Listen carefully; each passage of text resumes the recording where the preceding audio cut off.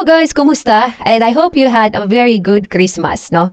So pag-usapan na natin itong ngayong pamaskong handog ng mga Duterte sa Davao. Well, actually, this has been a tradition of the Dutertes, no? According nga dun sa mga comment section, 30 years na ginagawa ito ng mga Duterte and every year, namimigay talaga sila ng aguinaldo.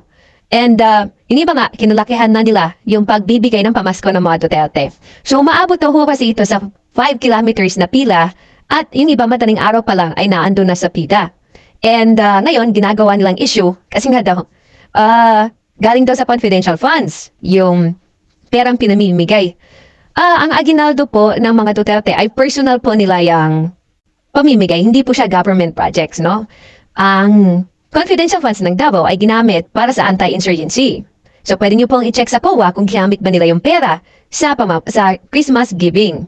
And yung sa confidential funds naman ng VP ay ginamit po yon for the safe and secure implementation ng OVP projects. At hindi po kasama sa OVP projects ang pamimigay ng mga Duterte ng pa-Christmas every Christmas season. No? And ito namang mga ibang basher, ginagamit ito, no? Maganda na nga itong ginagawa ng mga Duterte and kaya nga umabot yan ng ganyang karami kasi natutuwa ang mga tao sa kanila. And ano ba naman, Christmas, no? Kung sa panahon ng relief operation or sa panahon ng yung mga government services ay inaangkin, no, ng mga politiko, dyan po kayo magalit. Pero itong pamimigay na aguinaldo ng mga Duterte, this is their personal endeavor, no, sa mga taga Davao. Hindi lang actually taga Davao, maraming pumupunta dito na hindi taga Davao, no, mga neighboring provinces ng Davao City.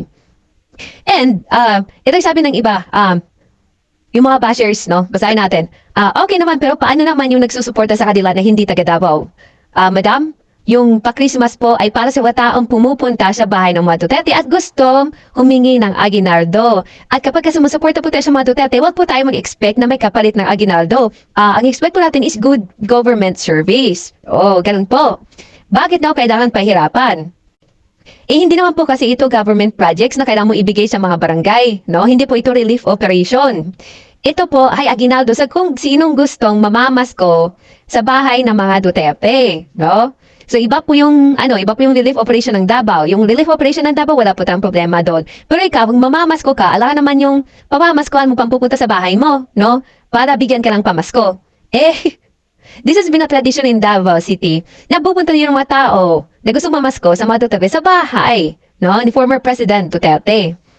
Tapos ito pa, nagpapapangunaw sila sa Davao.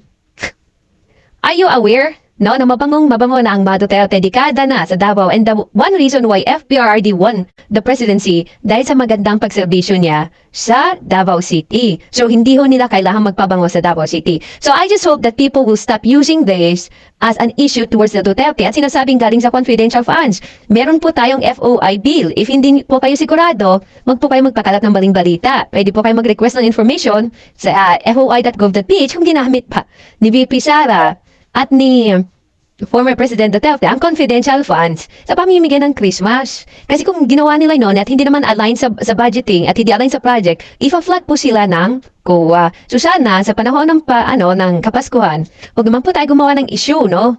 Okay sana kung ang issue dito is ginamit nila yung government service para magpa-epal. Itong ginagawa po nila is tradisyon na po ito ng mga Duterte na mamigay ng aguinaldo sa mga gustong magkaroon ng aguinaldo sa Christmas, sa mga gustong pumunta lang sa bahay nila. Nagkataon na gustong-gusto ng mga tao yung binibigay ng mga aguinaldo ng mga Duterte sa mga taga Davao at sa mga karatig lugar, kaya umaabot ng ganun kahaba at hindi po kasalanan ng mga Duterte. Wala naman pong pilitan eh. This is a Christmas giving activity. Okay? So, hayaan nyo po siya. Kung gusto na pumila, gusto nang magkaroon ng aguinaldo, nasa sa kanila po yun. Pag ayaw nila, wala rin pong problema. And if they wanted to celebrate Christmas that way, let them be, okay? Magmahalan po tayo at magbigayan po tayo ng Christmas season at wag po natin gawing issue ito sa panahon ng Kapaskuhan para mangmunitika.